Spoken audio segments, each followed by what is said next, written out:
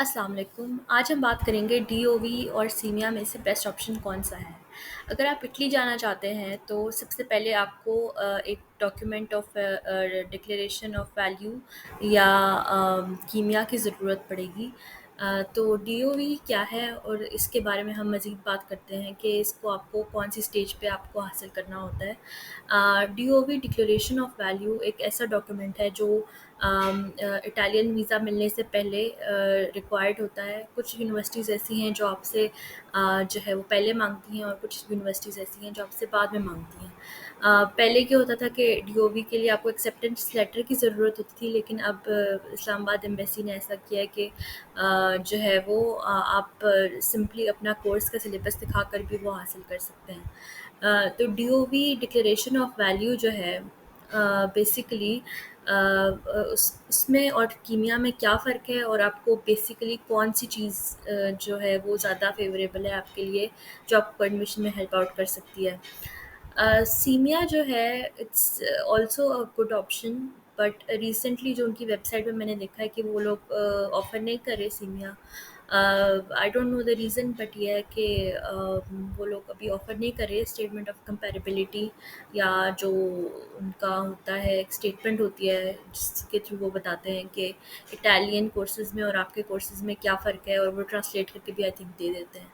और सीमिया का ये है कि वो थोड़ा एक्सपेंसिव साइड पे भी होता है as compare to DOV. DOV में आपको बेसिकली पासपोर्ट बनवाना होता है, अपने एचईसी से टेस्ट वगैरह करवाने होते हैं, डॉक्यूमेंट्स, और जो आपके एफएससी और क्या कहते हैं यूनिवर्सिटी के हैं, और सिंपली अपना जो आपका है डोमिसाइल वगैरह वो आपको सबमिट कराना होता है।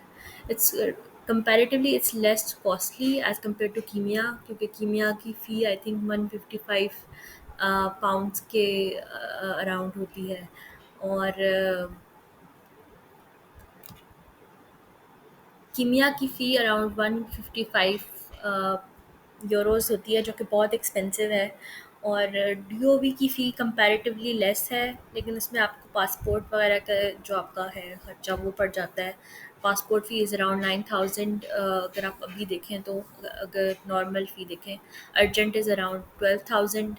तो पासपोर्ट की फ़ी आपको पड़ जाती है सिर्फ। और आई थिंक जो आपको अटेस्टेशन है MOFA ministry of foreign affairs में, वो जाके आपको करानी होती है, तो उसमें थोड़ी सी ख्वारी होती है। बाकी मुझे तो लगता है कि DOV is the best option as compare to की सीमिया, बिकॉज of the fact कि it's less expensive and it's more reliable as well. चलिए अब आगे चल के देखते हैं कि अगर आपने डीओवी डिक्लेरेशन ऑफ वैल्यू अगर आपने लेनी है, उसके लिए आपको क्या क्या डॉक्यूमेंट्स चाहिए। बेसिकली आपको चाहिए अपनी बैचलर्स डिग्री, ट्रांसक्रिप्ट, एफएससी और मैट्रिक के सर्टिफिकेट्स।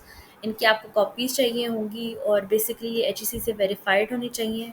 और इसके बाद आपने इनको मिनिस्ट्री ऑफ फॉरेन अफेयर्स से अटेस्ट भी कराना है। सिलेबस की जिस तरह से मैंने बात की थी, syllabus of the course you'll attend, आप जिस कोर्स को अटेंड करने के लिए जा रहे हैं आपको उसका सिलेबस भी चाहिए होगा टोटली, कि आप लोग क्या पढ़ने जा रहे हैं, तो उसकी कॉपीज़ आपको चाहिए होंगी। अगर आपका एक्सेप्टेंस लेटर आ गया है तो वेल एंड गुड, आप वो भी दे सकते हैं, क्योंकि वो लेटर हेड पे होता है, उसकी प्रॉपर सील वगैरह लगी हुई होती है।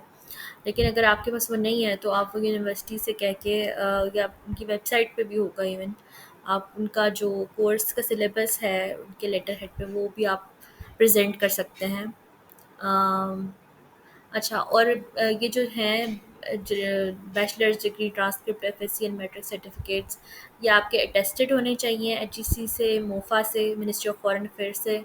और एट द सेम टाइम ये ट्रांसलेटेड भी होने चाहिए इटालियन लैंग्वेज में फॉर देम टू अंडरस्टैंड। इसके अलावा आपका डोमिसाइल और पासपोर्ट चाहिए होता है। ये दोनों आपके अटेस्टेड होने चाहिए किसी नोटराइज्ड पब्लिक से, किसी भी गवर्नमेंट ऑफिशियल से आप करवा सकते हैं। तो बेसिकली ये रिक्वायरमेंट है डॉक्यूमेंट्स की। और इसके अलावा आपको आई थिंक पासपोर्ट पासपोर्ट का मैंने आपको बता दिया है। तो ये सारी चीज़ें हैं, इनकी फ़ोटो कॉपीज़ भी लगेंगी साथ में। और आई थिंक इसकी फ़ी अराउंड 300 टू 500 होती है डीओवी की। वो आप सिंपली पे करें इटालियन एम्बेसी पे, और you can get the document at within I think 10 to 15 days, if I am not wrong. तो ये सब कुछ है और मुझे लगता है कि at this point in time जब सीनिया अवेलेबल नहीं है और इतना कॉस्टली है तो आपको डीओवी की तरफ ही जाना चाहिए, because it's the best option and it's less costly as well. तो उम्मीद है कि आपको मेरी बातें समझ में आ रही होंगी और अगर कुछ आप मज़ीद पूछना चाहते हैं तो कमेंट सेक्शन में ज़रूर पूछ सकते हैं, और let me know if you want to know anything else.